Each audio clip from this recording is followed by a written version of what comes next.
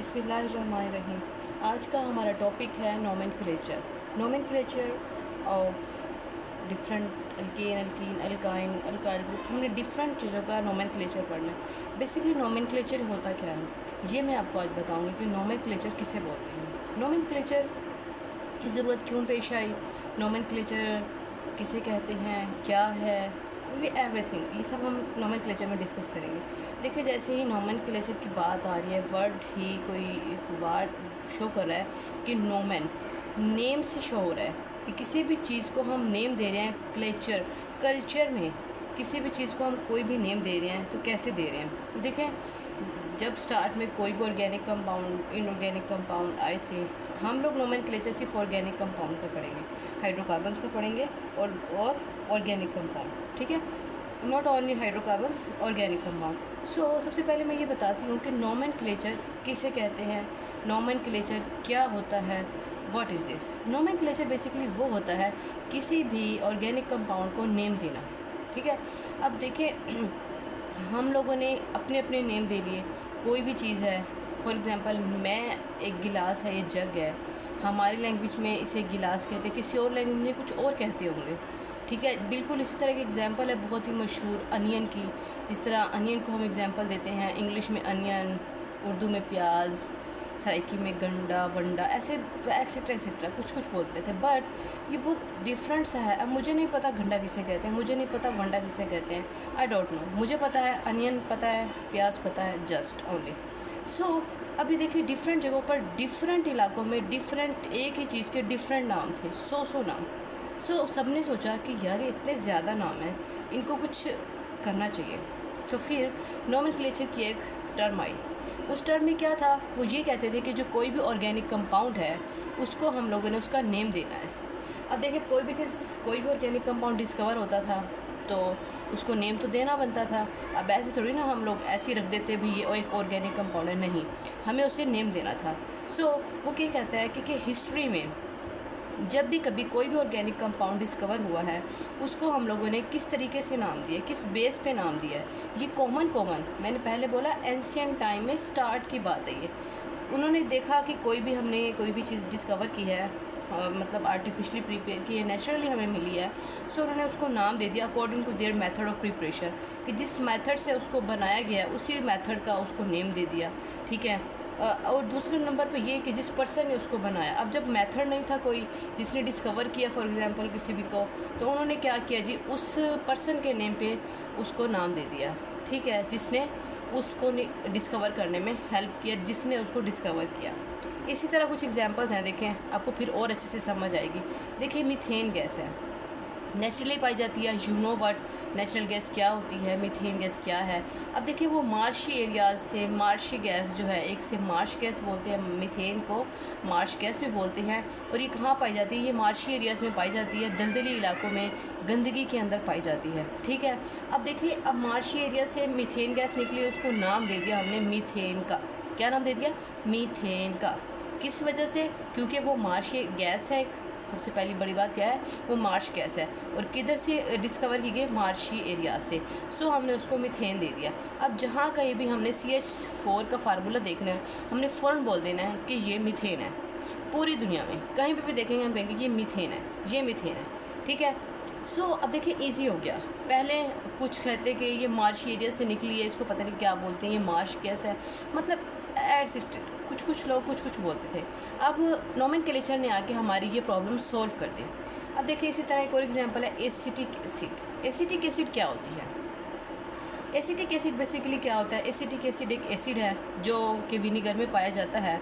उसको हमने कहाँ से निकाला था, ये एक वर्ड एसिटम मीन्स विनीगर, ठीक है। ये एसिटिक एसिड हम लोगों ने बनाया है, ठीक है, इसका नेम ड्राइव किया एसिटम से।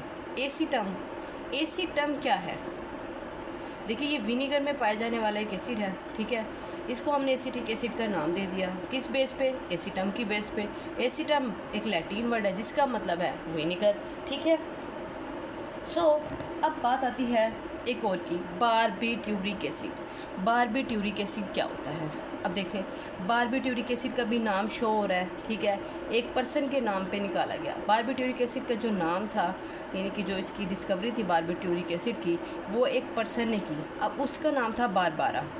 अब उन्होंने इसका नाम रखने की कोशिश की, कुछ रख दे, लेकिन नहीं हो सका। उन्होंने उसके नेम पे ही रख दिया। क्या किया? उसके नेम पे ही रख दिया। क्या? बारबारा उसका नाम था, बारबिट्यूरिक एसिड का नाम रख दिया।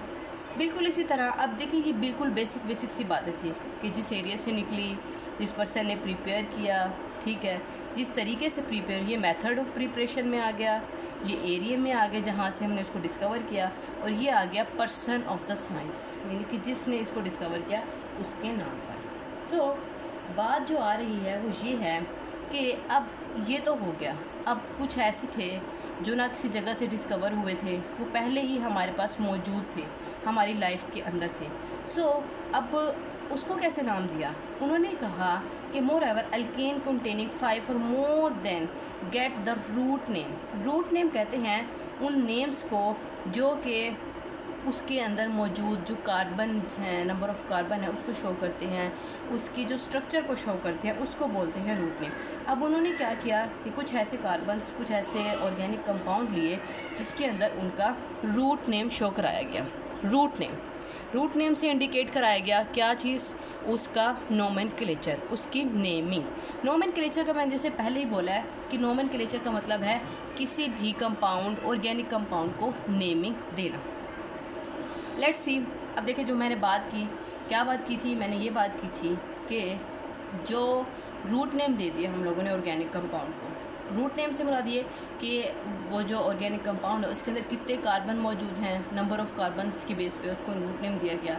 सो एग्जांपल्स देखते हैं कुछ, फिर ज़्यादा अच्छे से समझ आएगी। फॉर एग्जांपल देखिए पेंटेन में 5 कार्बन मौजूद होते हैं। यू नो व्हाट, हम जानते हैं पेंटेन में 5 कार्बन मौजूद होते हैं। तो पेंटेन का लफ्ज़ वैसे भी पेंटा 5 से ही निकला है, पेंटागोनल, पेंटा। सो अब देखिए जब 5 कार्बन थे तो हमने उसको नाम दे दिया पेंटेन, ठीक है। अब वो वाली अल्केन्स जिनके अंदर 5 का नंबर कार्बन होंगे, हम उसको कहेंगे पेंटेन। क्या कहेंगे? पेंटेन। अब इसी कॉमन नेम्स की वजह से इसी तरह हम लोगों ने एक और हम एग्जांपल्स देख लेते हैं, हेक्सेन की देख लेते हैं, हेप्टेन की देख लेते हैं, एक्सेट्रा। देखें, अब देखें इसी के जो पेंटेन है इसके कुछ आइसोमर्स भी हैं, यू कैन सी, हम देखेंगे इसके कुछ आइसोमर्स हैं पेंटेन के, ठीक है। अब उनको भी कैसे नेमिंग देनी है ये भी हमने नोमेनक्लेचर में स्टडी करना है, ओके। अब हमने उसको कैसे नेमिंग देनी है, अगर हम लोग देखें उसको नेम देते हैं उनके प्रीफिक्सेस से, एन, आइसो, नियो, एक्सेट्रा। अब देखिए एन किन्हें कहेंगे ये हमें देखना है, आइसो किसे कहेंगे ये हमें देखना है, नियो किसे कहेंगे ये हमें देखना है। नोमेनक्लेचर जो है ना बेसिकली एक समझने वाली चीज़ है, जब समझ आ जाएगी ना मुश्किल नहीं लगेगी, ठीक है। सो सबसे पहले हम देखते हैं पेंटेन का ही हम नोमेनक्लेचर देख रहे हैं फ़िलहाल, ठीक है, अल्केन्स का। पेंटेन एग्जांपल दी हुई। अब देखिए इधर दिया हुआ है 5 carbon, 1 2 3 4 5, you can count this, हमने काउंट कर लिया। अब देखिए इसके अंदर क्या है जी, ये एन पेंटेन, इसको क्या नाम दे रहा है वो? एन पेंटेन का नॉर्मल पेंटेन। बिल्कुल आप नॉर्मल देख रहे हैं, बिल्कुल नॉर्मल स्ट्रेट चेन है, हम इसको कहेंगे normal pentane, means N pentane. अब देखिए एक वर्ड आता है आइसोपेंटेन। आइसो मैंने पहले भी एक लेक्चर में बताया था कि जब कभी भी किसी भी लॉन्ग चेन के साथ, पेरेंट चेन के साथ एक सब्स्टिट्यूएंट अटैच होता है तो उसको बोलते हैं आइसोपेंटेन या आइसोहेक्सेन। एक सब्स्टिट्यूएंट, कितने? ओनली 1, उसे बोलेंगे आइसो। अगर इसका आयुपैक नेम देखें तो ये और होगा, वो हम लोग नेक्स्ट लेक्चर्स में स्टडी करेंगे। अभी फ़िलहाल आप इतना जानिए कि आइसोपेंटेन किसे कहते हैं कि जब किसी भी स्ट्रेट चेन के साथ एक सब्स्टिट्यूएंट अटैच होगा तो वो हो जाएगा आइसो। नेक्स्ट देखते हैं नियोपेंटेन।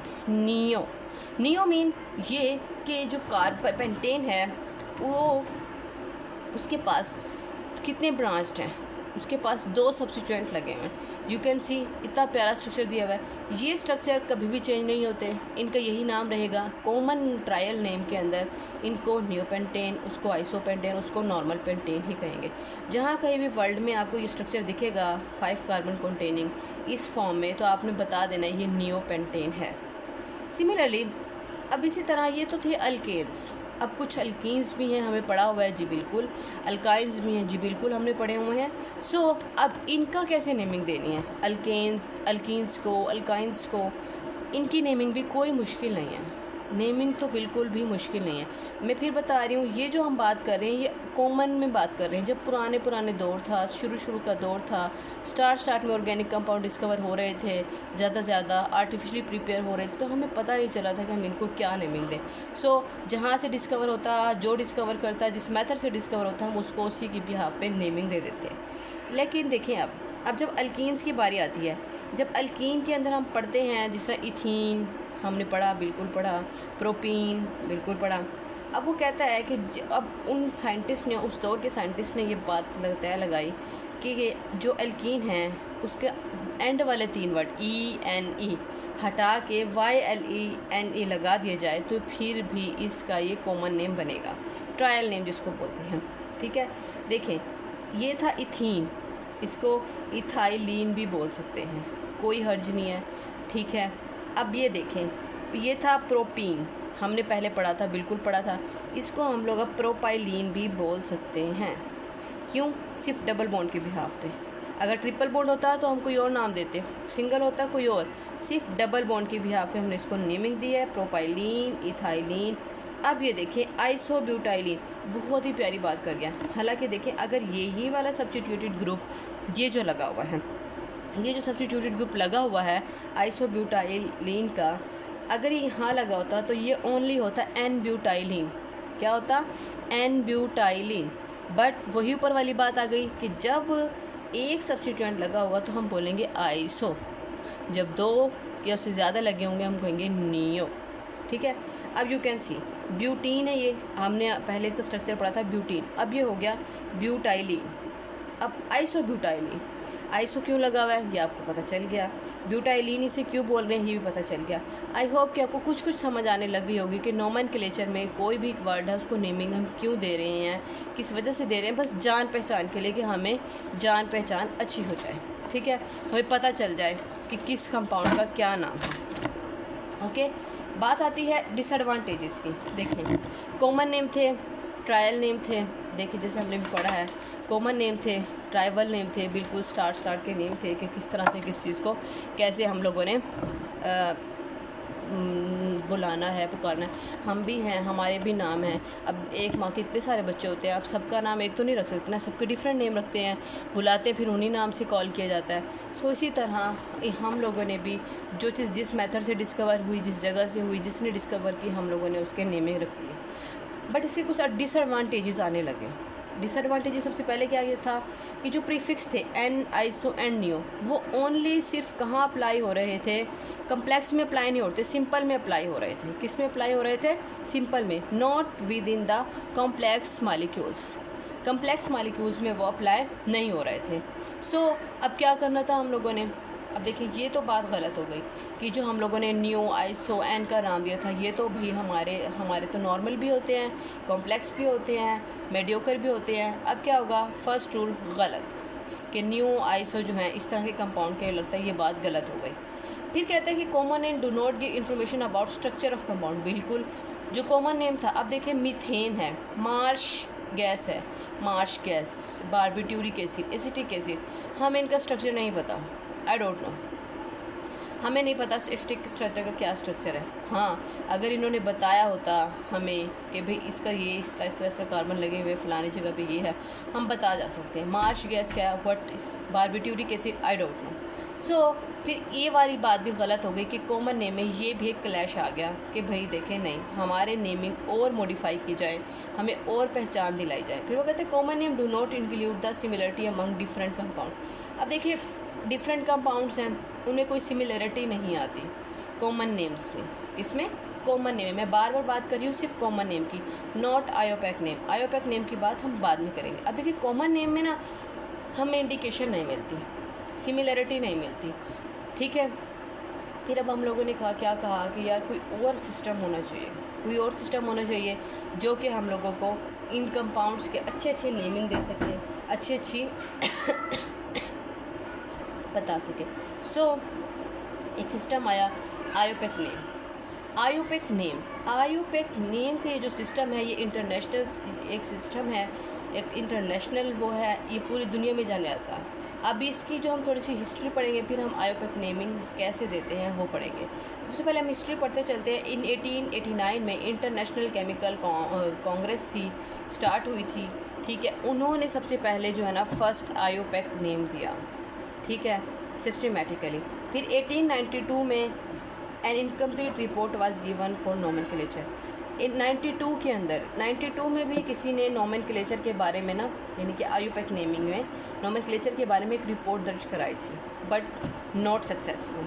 फिर 1930 के अंदर international union of chemistry, chemistry की जो इंटरनेशनल यूनियन थी, उन्होंने एक रिपोर्ट दर्ज कराई जिसके अंदर उन्होंने लीग रूल्स रखे थे। लीग रूल्स मीन नोमेनक्लेचर के, किसी भी चीज़ को नेमिंग देने के कुछ रूल्स रखे थे कि किसको किस तरह से कैसे नेम देना है, ठीक है, 1930 में। बट अब 1930 में जो रूल्स की लिस्ट दी गई थी, लीग रूल्स जो दिए गए थे नोमेनक्लेचर के, वो कुछ अथेंटिक थे। वो क्या थे? कुछ अथेंटिक थे। बट फिर क्या हुआ, 1947 के अंदर एक मॉडिफाइड आईयूपीएसी नेम सिस्टम आया, जिसके अंदर मॉडिफाइड फॉर्म में बताया जाता था कि इसका ये नाम बनेगा, और पूरी दुनिया में कहीं पर भी जाकर अगर हम आईयूपीएसी नेम बोलकर वो वाला ऑर्गेनिक कंपाउंड लेना चाहें तो वो हमें फ़ौरन दे देगा, उसमें कोई मुश्किल नहीं होगी, कोई प्रॉब्लम नहीं होगी। हाँ, अगर हम लोग कहीं जाते फॉरेन्स में, यूरोपियंस में, हम कहते हैं हमें मार्श गैस दे दो, बट उसको पता ही नहीं होगा कि मार्श गैस क्या है, बारबिट्यूरिक एसिड दे दो, उसको नहीं पता होगा।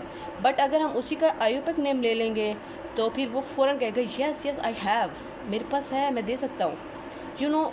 अब देखिए, यही वजह है, इसी आसानी के लिए जो है ना ये आईयूपीएसी सिस्टम इंट्रोड्यूस कराया गया। 1947 के अंदर एक modified form of the IUPAC name आई थी। सो यू कैन सी 1947 के अंदर जब ये प्रोड्यूस हुआ, रिपोर्टेड हुआ नोमेनक्लेचर, अब हम ये कह सकते हैं, ये हमारा एमसीक्यूज़ भी बनता है कि किस वक्त नोमेनक्लेचर मॉडिफाइड फॉर्म में क्या हुआ, रिपोर्टेड हुआ 1947 के अंदर, ठीक है। अब हमारा नोमेनक्लेचर हो गया। नोमेनक्लेचर किसे बोलते हैं? नेमिंग को बोलते हैं। किसी भी ऑर्गेनिक कंपाउंड को नेमिंग देना है उसको हम नोमेनक्लेचर में डिस्कस करते हैं। हम लोगों ने पढ़ लिया, दो तरह के हम लोगों ने सिस्टम क्रिएट किए हुए थे। एक सिंपल यानी कि कॉमन नेमिंग, जिसे ट्राइबल नेम भी बोलते हैं, और दूसरा हमने किया हुआ था आईयूपीएसी नेम। आईयूपीएसी नेम की ज़रूरत क्यों पेश आई ये बता दिया मैंने, कि जो कॉमन नेम थे वो बहुत क्लैशेस क्रिएट कर रहे थे, सो आईयूपीएसी नेम की ज़रूरत पड़ी। आईयूपीएसी नेम के अंदर भी हमने उसकी हिस्ट्री पढ़ी, कब से आईयूपीएसी नेम पर, कब से इसकी जो है हम लोग रिसर्च कर रहे थे कि हम इसे कोई अच्छे से अच्छा नाम दे सकें। अब इसी तरह हम छोटी सी एग्जांपल लेते हैं, हम बारी बारी नोमेनक्लेचर ऑफ अल्केन, अल्काइन पढ़ेंगे, बट सबसे पहले हम अल्काइल ग्रुप का पढ़ लेते हैं। अल्काइल ग्रुप का भी क्या नोमेनक्लेचर है, is not a big no. Alkyl group, सबसे पहले हम ये देखेंगे कि अल्काइल ग्रुप कहते किसे हैं। अल्काइल ग्रुप उन ग्रुप्स को कहते हैं जिसके अंदर जब हम लोग अल्केन में से एक हाइड्रोजन रिमूव कर लेते हैं तो वो बन जाता है अल्काइल ग्रुप। क्या? एक हाइड्रोजन रिमूव कर लेते हैं तो वो बन जाता है अल्काइल ग्रुप। तो अल्काइल ग्रुप जो है ना वो ऑब्टेन होता है कैसे, you can see here, ANE हटा दिया जाता है, YL लगा दिया जाता है, ऐसे ये बन जाते हैं अल्काइल ग्रुप। मैंने आपको बताया था कि हम 1 बाय 1 हर ग्रुप की नेमिंग पढ़ेंगे कि किस ग्रुप को कैसे नेम देना है। अब आपको पता चल गया होगा कि अल्केन से अल्काइल कैसे बनते हैं। एक हाइड्रोजन रिमूव करने से, देखें मीथेन है ये, इसमें से एक हाइड्रोजन हमने रिमूव कर दिया, मैंने सेपरेट करके पहले ही लिखा हुआ है, यू कैन सी। तो फिर हमने जब हटा दिया तो ये बन गया मिथाइल। इसको एब्रीवेटेड किया जाता है तो ME से किया जाता है। इथाइल देख लें, ये इथेन है, इसका एक हाइड्रोजन रिमूव कर दिया, ये बन गया इथाइल। क्या बन गया? इथाइल। ये क्या है? प्रोपेन है, इसमें से एक हाइड्रोजन रिमूव कर दिया तो बन गया प्रोपाइल। ये है ब्यूटेन, ब्यूटेन में से एक हाइड्रोजन रिमूव कर दिया, ये बन गया ब्यूटाइल, यू कैन सी। ठीक है, मिथाइल, इथाइल, प्रोपाइल, ब्यूटाइल, ये आपने सब देख लिए। अब देखें, बहुत ही प्यारी और इंटरेस्टिंग सी बात है। अब मैं पूरी दुनिया में ये एक नोमेनक्लेचर के अंदर एक नोमेनक्लेचर दे दी गई, एक नेमिंग दे दी गई, मैं कहूँगी ना मुझे प्रोपाइल चाहिए, फ़ौरन मुझे मिल जाएगा। ठीक है, मैं कहूँगी ना मुझे ब्यूटाइल चाहिए, मुझे मिल जाएगा। अगर मैं जाती वहाँ पे कहती मुझे ब्यूटारिक एसिड और ऐसे कुछ भी कह देती कि मुझे फ़लाँ चीज़ चाहिए कॉमन नेम वाली, बट मुझे ना मिलती। क्यों ना मिलती? क्योंकि वो कहता मुझे आई डोंट नो, मुझे नहीं पता किसे क्या बोलते हैं। अगर कोई अंग्रेज़ हमारे कंट्री में आ जाता है, वो हमसे इंग्लिश में आके कोई भी ऑर्गेनिक कंपाउंड मांगता है अपने एरिया के जो बोला जाता है, सो हम नहीं जानते होंगे। सो इसी मसले को हल करने के लिए कि दुनिया में कहीं भी चले जाएँ, कहीं पर भी कोई भी कंपाउंड लेना चाहते हैं, कुछ भी बोलना चाहते हैं, तो आप उसका आयोपैक नेम बोलें, सो आपको वो मिल जाएगा। ठीक है, अब ये था नोमेनक्लेचर। अब हम नेक्स्ट लेक्चर में पढ़ेंगे नोमेनक्लेचर ऑफ अल्केन, कि अल्केन्स को कैसे नेमिंग देनी है, आयुपैक में कैसे देनी है, सिंपल में कैसे देनी है। वन बाय वन करके हम लोग इन सब को स्टडी करेंगे, पहले अल्केन, फिर अल्कीन और फिर अल्काइन। ठीक है, अगर देखें मेरे चैनल पे अगर आपको और वीडियोस देखना चाहते हैं तो उसको लाइक करें, सब्सक्राइब करें, कमेंट भी करें कि आपको क्या चीज़ बुरी लग रही है। ठीक है, ताकि आई विल मैनेज, क्योंकि चीज़ तो मैंने सही करनी है ना। ठीक है, और ये मैं आपको बता दूं, अगर आप ये मेथड यूज़ करके पेपर सॉल्व करेंगे, आई एम श्योर आप 99% मार्क्स गेन कर सकते हैं। अगर आपको मेरा लेक्चर्स PDF में चाहिए कि how to write, how to make long question, कोई स्पेशल ऑर्डर पे लॉन्ग क्वेश्चन चाहते हैं कि पहले मैं उसका लेक्चर दे दूँ, so you tell me. Okay guys.